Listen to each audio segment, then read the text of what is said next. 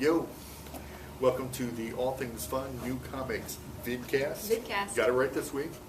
It's Wednesday. It's Wednesday, September 21st, 21. the bride's birthday, and I'm Glenn Not Walker. mine. I'm Glenn Walker. This is Allison Eckel, and we are here to talk about comics. Yes.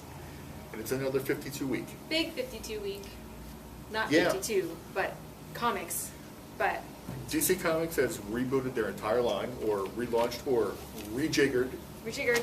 And this is the What, 12? fourth No, wave. 11? Fourth wave? I don't remember. If you count Justice League, this is the Right. fourth wave.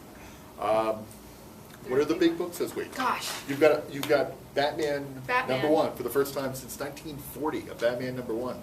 Huge. Big deal. Well, big deal because of the picture. The Robins?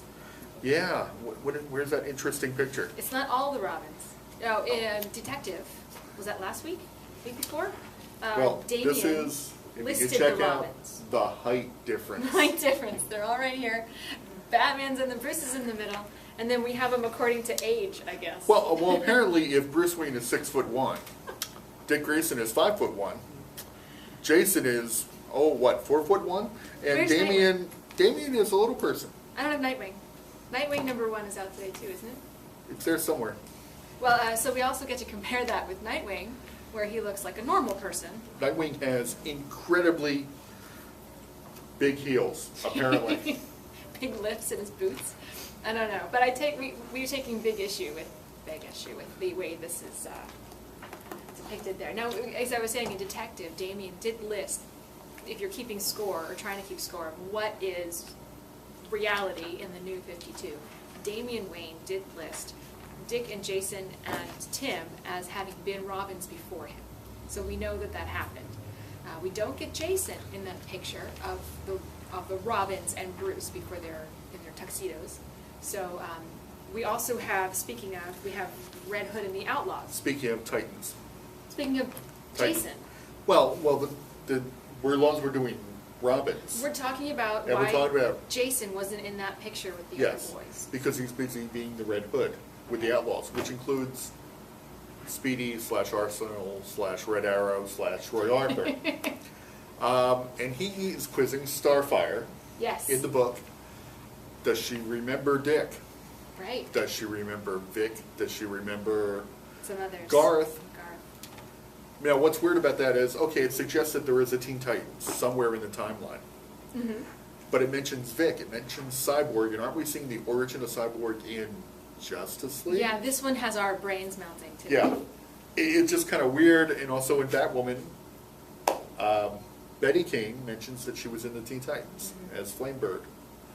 So it's pick and choose continuity. Yeah, we're trying to figure out if Superman was the first superhero, but then we learn all of these other groups have actually been operating. Batman's been operating for at least a decade because he had to raise all those Robins. But Batman... Okay, so Superman must be the first public superhero. Maybe that's the difference. Because Stormwatch is there, Batman is there, Titans have been operating in order to have a past. And according to Red Hood and the Outlaws, it's a sidekick group. It's not a new group called the Teen Titans. Okay. It's actually the Teen Titans sidekick group of the Justice League. As it was originally intended. So it's messed up. So, yeah, but the Vic, do you remember Vic? That really has our brains melting because when we saw him 5 years before, right? Yeah. And he was not altered.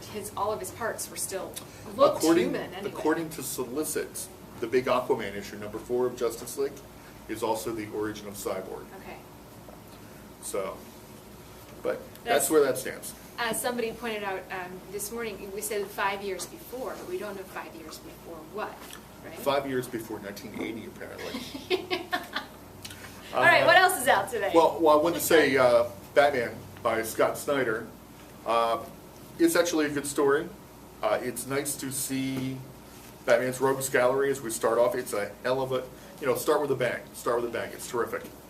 And the art by Greg Capullo, other than the height problem, is actually very good.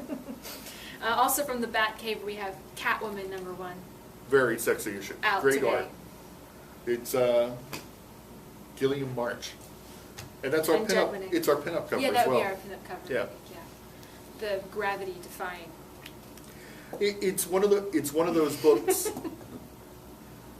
that it doesn't live up to the hype, but it's a good story. Okay. I wanted more. There's a very hot sex scene in there that's pretty good. Not for kids. Not for kids. Of course. But it's pretty. Catwoman's not for kids character anyway. Yeah. Okay. Well, speaking of not for kids, Which one? Wonder Woman. Wonder Woman, yeah. This is not your mother's Wonder Woman. It is very steeped in mythology and horror. It's very interesting new take. Not right? a lot of explanations on what's going on. Just give it all out there. But figure it out. it does flow well. Yeah, okay. Yeah, it's a good story. It's not what I want in my Wonder Woman, but it's Yet. interesting. They don't give her a whole lot to do yet. I'm not grooving on the costume. I like it better than the old one. I prefer red boots and I prefer gold over silver. She's not in pants, No. so there's that. But Cliff Chiang has interesting imagery. Brian Azzarello is doing a better job than I thought he would. I like Wonder Woman. Not as much as I'd like to, but I do. Well, it's the first one, and it's not a one-shot story, so it's going to lead us into more. Most of them appear to be multiple issue. I've noticed in the solicits, we seem to be continuing all the stories from issue 1s. The solicits are up to number 4. All of the stories are the same story, which is disappointing for me in some of the books that didn't grab my attention. I'm going to have to put up with this crap for another 4 issues. Well, and it also says, in DC's explanations of the new 52, they gave everybody a new jumping on point. You know, you don't want to start watching Lost in the 4th season, you have no idea what's going on. So here's a new jumping on point. I guess that's why I didn't like Lost. For everyone to start out, but then they don't if you don't get number 1s, you're going to be completely lost from here on out, because they're just continuing to build on that heavy mythology, right? If you jump on and say 5 months, maybe you'll be lost. We'll see. We also got Birds of Prey this week. Yes. Number 1. Mostly Black Canary and her sidekick Starling. Yeah. And they meet up with Barbara Gordon, which is a very intriguing meet and greet. Get some more details on what happened with her. Okay, we have Blue Beetle, number 1, with Jaime. Yes, yes. You read this one. It's a new origin. And the last page, anyone that's a geek and into Blue Beetle, all the versions of Blue Beetle, you'll go, yeah, cool. They remembered stuff. So well researched. Yeah, Tony Bedard knows his stuff. Supergirl, number 1. Interesting? You read this one? No. You didn't read this one? It's an interesting new take So you did read this one. with another last page grabber. But He again, reads faster than I do. like Wonder Woman, it's not necessarily the character I want to read. But Supergirl has not been the character I've wanted to read for decades. They've been having trouble figuring out who she should be, I think. She should be Linda Danvers Who's Linda Danvers, though? from Adventure Comics in the early 400s, Okay. circa 1972-73. That's who Supergirl is. I liked Peter David's Linda Danvers, personally. Well, you know me. Get off my lawn. Okay, so Supergirl, compelling. Who is she going to be? Pick it up and find out. We also have Captain Atom number 1, J.T. Kroll. J.T. Kroll, who's bailing on Green Arrow for...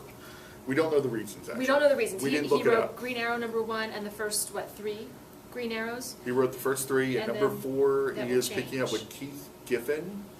And co-writing with the artist. Dan Jurgens is Jurgens. co-writing, and we're going to see the new universe version of Shadow. Okay, 3 more. We've got DC Universe Presents Dead Man, and this is the title that will have little story arcs, and then they'll change who's in it. The anthology-ish book. Yeah, it's the everything else. The book. showcase. Legion of Superheroes number 1. We got Legion of Lost. Awesome. Legion of Lost last week, and we got a little thing, something about the Flashpoint effect has changed They time can't travel through time, because the Flashpoint effect has definitely closed off time travel. And they said something about that in Legion Lost. They're saying it again in Legion, so it must be important. And they are rebuilding from their battle with the Legion of Supervillains, so their continuity is intact. Okay, and finally, Green Lantern Corps #1. I liked Green Lantern with Sinestro. I don't know what like that one. happened to Green Lantern when they went to the new universe. I have no idea what happened. It's just not clicking with me. A lot of continuity is intact though, following Blackest Night. And that's a problem, because I'm excited about Legion. Yeah. Some of the Batman books have me interested, and I wasn't before. And Green Lantern is just... All right. Well, you may not feel that same way. Green Lantern Corps #1 is out this week. That's all. We're out of time for the first segment, and we will be back in a few minutes with segment 2 and everyone else's books. Yay. Check us out on the net, allthingsfun.net.